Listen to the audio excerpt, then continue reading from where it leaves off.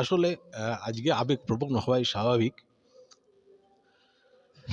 মিহির স্যারের কথা ব্যাখ্যা করার যোগ্যতা আমার নেই, সে স্পর্ধাও রাখি না। উনি ব্যাখ্যাতীত ব্যক্তিত্ব। টেবিল টেনিসের ২৪ পরগনা জেলার টেবিল টেনিস বিপ্লবের জনক, এবং আমি মনে করি উনি হিমালয়, যেই হিমালয় থেকে উৎসারিত হয়েছে গঙ্গা যমুনা মহানদীর মতো সুতীর্থা মুখার্জি, অয়িকা মুখার্জি, আজকের অহনা রায়। তো এই রকম নদী প্রবাহিত হয়ে কিন্তু সাফল্যের মহাসাগরে মিশছে।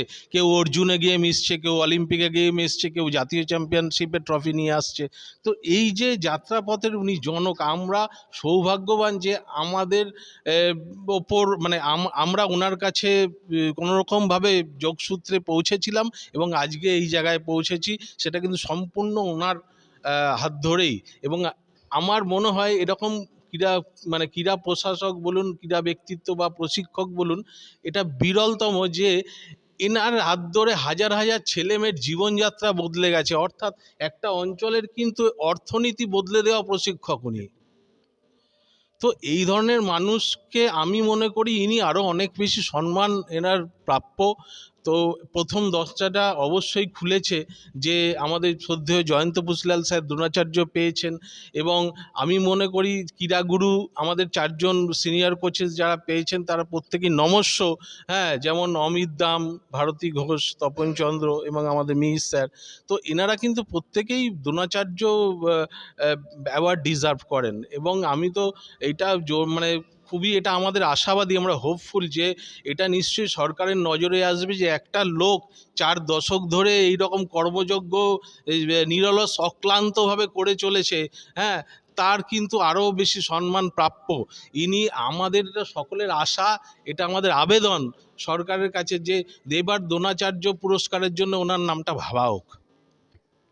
24 ঘন্টা লাইভের পক্ষ থেকে শুধু একটা কথা অবশ্যই বলবো, আজকের এই গোটার পরিবেশটা, গোটা এতগুলো ছেলেমেয়ের, যারা এতগুলো ছেলেমেয়ের দৈনন্দিন এখানে প্রশিক্ষণ নিচ্ছেন মিহির ঘোষের কাছ থেকে, আর সেই মানুষটা কিন্তু নিরলস, যেটা স্বপন বলছে, যা তার অক্লান্ত পরিশ্রম, এই তিল তিল করে তিলোত্তমা গড়ে দেওয়া, আর এটা যে সরকারের পক্ষ থেকে যে আবেদন করছেন, অবভিয়াসলি আমরা 24 ঘন্টা লাইভের পক্ষ থেকে আমরা সেই আবেদন করতে পারি যে এনার মতন একটা ব্যক্তিত্বপূর্ণ মানুষ এবং ওনার মতন একজন নিষ্ঠাবান মানুষ, যিনি ক্রীড়া জগতের মধ্যে একটা অন্যতম নাম, সেই মানুষটাকে দ্রোণাচার্য সম্মান অবশ্যই প্রাপ্তি কিনা সেটা অবভিয়াসলি সরকার সেটা ভাববেন। তবে আমাদের পক্ষ থেকে অবশ্যই বলবো দৃষ্টি আকর্ষণ করতে হবে, কারণ দৃষ্টি আকর্ষণ করলে বোঝা যাবে, ফিল করা যাবে যে এই পরিশ্রমটা কতটা সার্থকতা আছে। কারণ যেখানে সুতীর্থা, অহনা এবং ঐকা, এই প্রত্যেকটা ছেলে মেয়ে আজকে কিন্তু এই প্ল্যাটফর্ম থেকে, অর্থাৎ এই ঘরটা থেকে উঠে আসা, আর এই মানুষের ছত্র ছায়ায় কিন্তু তারা বড় হওয়া। তো অতএব তারা যদি গোটা বিশ্বের কাছে নাম উজ্জ্বল করতে পারে, তাদের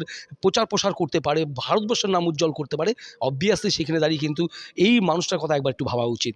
আসুন আমরা আরও কয়েকজনের সঙ্গে কথা বলবো।